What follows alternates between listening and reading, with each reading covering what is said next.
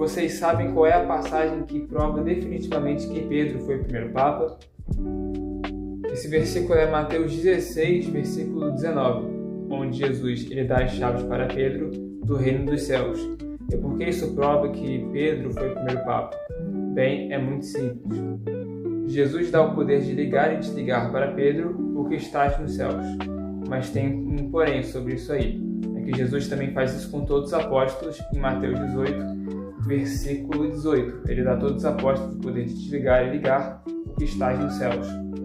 Então, o que acontece é que apenas Pedro recebeu as chaves do reino dos céus. E por quê?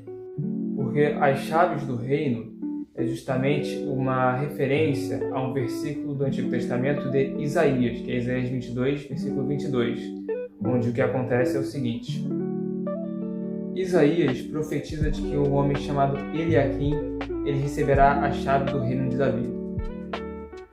Então, Eliaquim receberia o poder para administrar o reino de Davi e representá-lo também.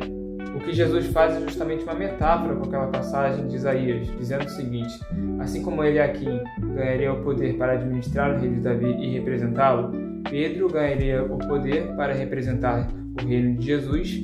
Por isso nós vemos que Pedro foi o primeiro Papa. Isso faz sentido porque justamente porque nós sabemos que Jesus é o último sucessor de Davi. E se Davi teve um Eliaquim que o representou, Jesus tem Pedro, que o representa na Santa Igreja Católica Apostólica Romana.